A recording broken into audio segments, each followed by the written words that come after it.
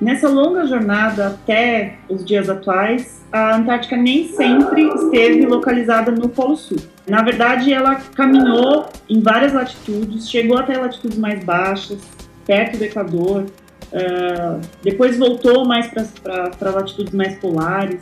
Enfim, ela tem uma longa história geológica aí, caminhando em várias latitudes pelo planeta. E por volta ali de 110, 120 milhões de anos atrás, a Antártica chegou mais ou menos até a posição que ela tem hoje. Só que, nessa época, a Antártica não estava coberta de gelo, tá?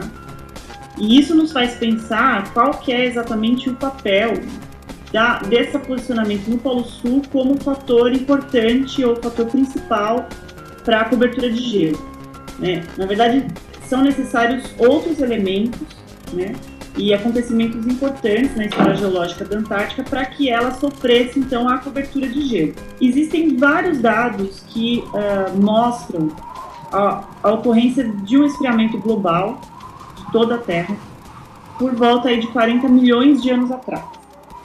Esse esfriamento global ele coincide com evidências de alguns depósitos geológicos, ou seja, rochas, que têm características glaciais na Antártica.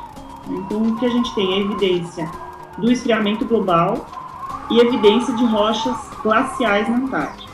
Nessa época, a Antártica estava unida à Austrália pela região leste, ou seja, ali pela borda pacífica, e do lado oeste, pela borda atlântica, com a América do Sul. Isso fazia com que as massas de água frias elas não conseguissem passar no entorno da Antártica.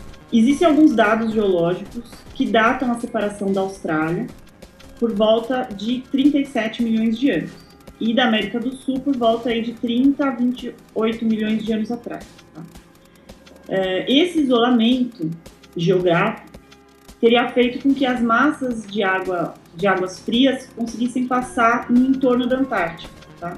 Então, elas passaram a ter uma circulação mesmo em torno de toda a Antártica, formando o que os cientistas chamam hoje de corrente circunantártica. É uma corrente, ou um padrão, é um sistema, na verdade, de correntes marinhas que existe atualmente na Antártica. Esses eventos teriam sido responsáveis, então, pela glaciação praticamente total da Antártica. Essa é uma teoria, mais ou menos da década de 70, no final da década de 70, que a partir aí do começo dos anos 2000 foi um pouco abandonado. Teve alguns trabalhos de pesquisadores que fizeram algumas simulações e chegaram à conclusão, com base em vários parâmetros, de que só esse isolamento geográfico da Antártica não teria sido suficiente para formar a cobertura de gelo. Quais teriam sido, então, os outros elementos necessários para a cobertura de gelo? Um dos elementos mais importantes seria uma mudança bastante importante na quantidade de gás carbônico da atmosfera. Então, por volta aí de 50 milhões de anos, a quantidade de gás carbônico na atmosfera ela era mais ou menos de 3 a 5 vezes maior do que nos dias de hoje. A gente sabe que a variação climática ela tem muito a ver com a quantidade de gás carbônico que está na atmosfera.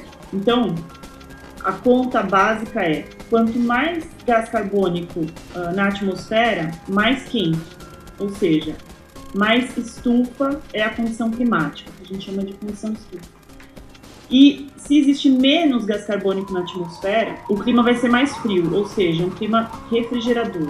Nesse período, havia um outro elemento importante.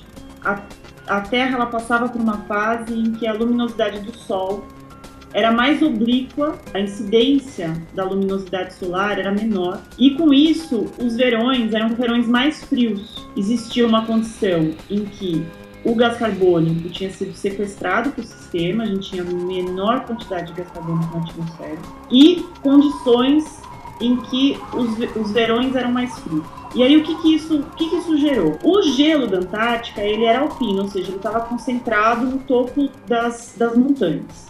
As montanhas mais altas é que tinham gelo permanente. E o que acontecia? O resto do gelo, ele era um gelo que avançava e retraía sazonalmente. Então, no inverno, esse gelo alpino ele crescia, se expandia, e no verão ele derretia, retraía.